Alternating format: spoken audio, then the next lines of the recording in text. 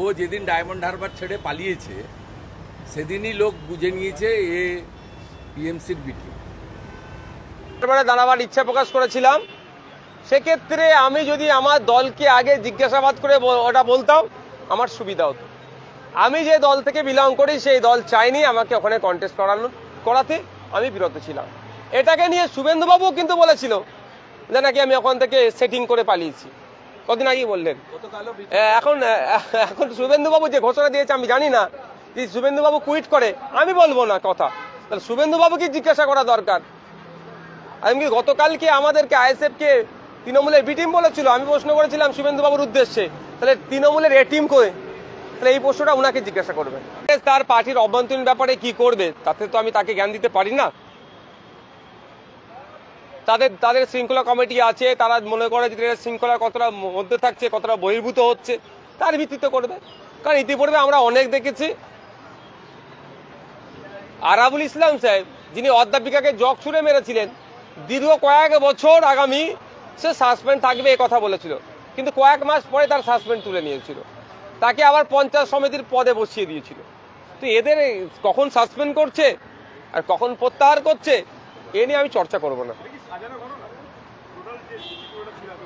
দেখুন, আমি যতটুকু বুঝতে পারছি এটা বিজেপি তৃণমূলের বাইনারি তৈরি করার চেষ্টা হচ্ছে।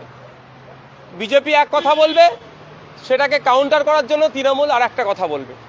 এটা করে যাতে চর্চা হয় পশ্চিমবাংলাতে যে না বিজেপি আর তৃণমূলই রাজনৈতিক দল আছে, 2026-এ এদের দুজনের কাউকে একটা ভোট দিতে হয় বা এদের দুজন ছাড়া আর কেউ নাই, বাকি যেগুলো আছে সেগুলোকে এড়িয়ে যায় যাতে মানুষ, সে কৌশলে এই বাইনারি তৈরির চেষ্টা হচ্ছে। সেই কারণে কি নওশাদ সিদ্দিকী আজকে মেনশনের আগে সাম্প্রদায়িক সম্প্রীতি নিয়ে কিছু কথা বললেন? দেখুন, আজকে মেনশনের আগে অ্যাডজন মোশন ছিল, সেটাকে কেন্দ্র করে অনেক হইহুল্লোড় হয়েছে, অনেক শাসক দলের পক্ষ থেকে অনেক কথা বলেছে, আমিও কিছু কথা বললাম যে পশ্চিমবাংলায় সাম্প্রদায়িক সম্প্রীতিকে যারা বিঘ্ন করার চেষ্টা করছে তাদের বিরুদ্ধে কঠোর হস্তে দমন করতে হবে তাদেরকে। অনেক সময় অনেক ধরনের ইনসিডেন্ট আমরা দেখতে পাচ্ছি, অনেক ভায়োলেন্সের খবর আসছে, দুটো জনগোষ্ঠীর সাথে হচ্ছে এ ধরনের খবর আসছে, বা অনেক ফেক খবর আসছে। সত্যতা যাচাইয়ের জন্য কে বা কারা দোষ সেগুলো যাচাইয়ের জন্য ফ্যাক্ট ফাইন্ডিং যে টিম যায় সেই টিমের মধ্যে বিরোধী দলের বিধায়কদের রাখারও আমি অনুরোধ করেছি। তাহলে দুধকে দুধ পানিকে পানি হয়ে যাবে, অ্যাকচুয়াল হচ্ছেটা কি বা হয়েছেটা কি। কারণ এই হাউসের মধ্যে অভিযোগ নিয়ে এসেছিল যেটা কি বেলডাঙ্গা যে ইনসিডেন্ট ঘটেছিল সেই ইনসিডেন্টে 80-র অধিক নাকি মন্দির ভাঙা হয়েছে। আমি সেই প্রসঙ্গ আজকে উত্থাপন করেছি, যদি 80-র অধিক মন্দির ভেঙে থাকে তাহলে কতজনের বিরুদ্ধে ব্যবস্থা গ্রহণ হয়েছে। কারণ কেউ মন্দিরে আক্রমণ করবে, কেউ মসজিদে আক্রমণ করবে, এটা কোনোভাবেই মেনে নেওয়া যায় না। কিন্তু দুর্ভাগ্যের বিষয়, যখন একথা বলেছিল যে 80-র অধিক মন্দির ভাঙচুর হয়েছে তখন শাসক দলের পক্ষ থেকে এটার কেউ প্রোটেস্ট করেনি। আমি আরটিআই করেছিলাম, কিন্তু আরটিআই আমাকে যথাযথ উত্তর দেয়নি, আমার সন্তোষজনক আমাকে উত্তরও দেয়নি।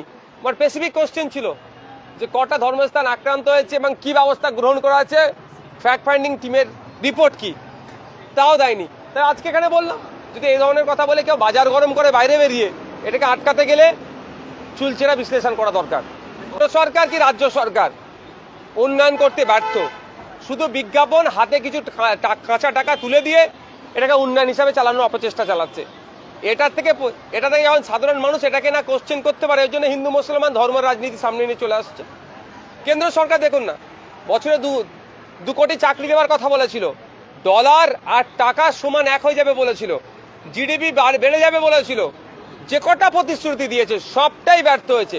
ফলে এখন কি করছে, সাবজেক্ট ছেড়ে অবজেক্টে যাচ্ছে। কোথাও আওরঙ্গজেব রহমতুল্লাহের মাজারের আক্রমণ করবে, সেই কিভাবে করা যায় তার অপচেষ্টা চালাচ্ছে, মসজিদের নিচে কোথায় মন্দির খুঁজতে অপচেষ্টা চালাচ্ছে। আর আমাদের রাজ্যে দেখুন, যে কটা কথা বলেছিল যে ক্ষমতায় আসলে কেন্দ্রীয় সমাহারে দিয়ে দেব, সাচার কমিটির সুপারিশগুলো বাস্তবায়ন করব, 6 মাসে শিল্প করে দেবো, সব কটাতে ব্যর্থ হয়েছে। কলকাতায় ফিরিয়ে দিলে আমাদের ওই যারা ব্যাংকের টাকা লুট করে নিয়ে বিদেশে চলে গেছে তাদের টাকা ফিরে চলে আসবে। কলকাতায় ফিরিয়ে নিয়ে আসলে তাসলিমা নাসরিনকে আপনার কি বলে বছরে 2 কোটি চাকরি দেওয়া হয়ে যাবে। তাসলিমা নাসরিনকে কলকাতায় ফিরিয়ে নিয়ে আসলে পেট্রোল ডিজেলের দাম কমে যাবে। আরে এত যখন বলছে শ্রমিক বাবুকে বলবো পার্লামেন্টে আওয়াজ তুলুন তাসলিমা নাসরিনকে নাগরিকত্ব দেওয়ার, দেখি এই আওয়াজটা কেমন তুলতে পারেন। শুধুমাত্র তাসলিমা নাসরিনকে সামনে রেখে এখানে হিন্দু মুসলিমের বাইনারি করার অপচেষ্টা চলাবে, সেই জন্য উত্থাপন করেছে। তার সিদ্দিকী চাচাজান যে কথা বলেছেন একজন ধর্মগুরু হিসাবে, ভিন্ন ধর্ম সম্প্রদায়েরও মনে কথা বলেছেন, প্রত্যেকটা সম্প্রদায়ের মানুষ ওখানে যায়, একটা একটা ধর্মস্থান তৈরি করে দেওয়া। কিন্তু রাষ্ট্রের কাজ তো এটা নয়। এই রাষ্ট্র বা রাজ্যের কাজ হচ্ছে মানুষের যে মৌলিক অধিকারগুলো আছে সেগুলো বাস্তবায়ন করা। আমি একজন রাজনৈতিক ব্যক্তি হয়ে, আমি একজন বিধানসভার সদস্য হয়ে, আমি মন্দির, মসজিদ, গির্জা, গুরুদুয়ারার আগে আমার ডিমান্ড থাকবে যে ওখানে একটা উন্নত মানের হসপিটাল হোক। আমার আগে ডিমান্ড থাকবে পাবলিক ট্রান্সপোর্ট ওখানে আরো বেশি বাড়ানো হোক। মন্দির, মসজিদ, ধর্মস্থান তো ধর্মগুরুরা তৈরি করে নিচ্ছেন, আগামীতেও অনেক বানাবেন। কিন্তু এই ধর্মের সাথে রাজনীতিকে যেভাবে গুলিয়ে দেওয়া হচ্ছে, এর ফলে কি হবে? কালকে শিখ ভাইরা বলবেন, পরশুদিন আদিবাসীরা ভাইরা বলবেন, একদিন এক ভাইরা বলবেন যে তাদের ধর্ম, তাদের প্রেয়ার করার জায়গা ওখানে তৈরি করে দেওয়া হোক। আমার উপরে শাসকের যেভাবে অত্যাচার নেমে এসেছিল, আমাকে যখন জেলে আটকে রেখেছিল, ফুরফুরা শিবের পীর সাহেব পীরজাদারা গর্জে উঠেছিল। অবৈধভাবে, অনৈতিকভাবে, অন্যায়ভাবে যে আমাকে গ্রেফতার করে রেখেছিল, তার বিরুদ্ধে সোচ্চার হয়েছিল। অন্যায় করেছিলেন শাসক দল, তার বিরুদ্ধে শাসক দলের যিনি প্রধান ছিলেন বা তার দলের বিরুদ্ধে কথা বলেছিলেন।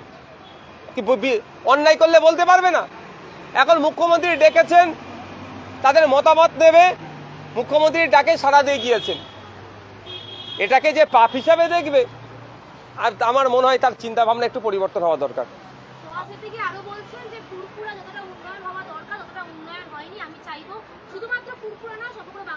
সেটা তো আমরা শুরু থেকেই বলে আসছি, ফুরফুরা শরীফের সাথে সাথে সারা বাংলা ডেভেলপ চাই। সারা বাংলা ডেভেলপ করতে গেলে কি কি করতে হবে, আমরা ফুরফুরা শরীফের পক্ষ থেকে বারবার এই টানে সোচ্চার হচ্ছে।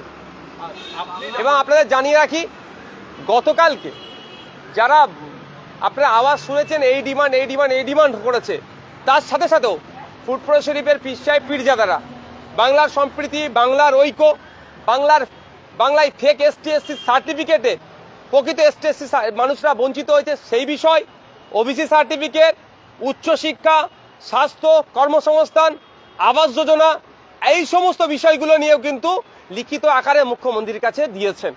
এবার মুখ্যমন্ত্রী যেহেতু ফুরফুরা শরীফে উপস্থিত হয়েছেন, সেই জন্য ফোকাসটা ফুরফুরা শরীফকে সামনে রেখে করেছে বক্তব্যে। কিন্তু এটা ভুলে যাবেন না যে ডিমান্ড বাকিগুলো যেগুলো ছিল সমগ্র বাংলার জন্য ডিমান্ড ছিল, নট অনলি মুসলিম আর নট অনলি ফুরফুরা শরীফ। পশ্চিমবাংলার প্রত্যেকটা কমিউনিটি, প্রত্যেকটা এরিয়ার মানুষের জন্য কিছু না কিছু ফুরফুরা শরীফের পক্ষ থেকে গতকালকে ডিমান্ড রাখা হয়েছিল লিখিত আকারে।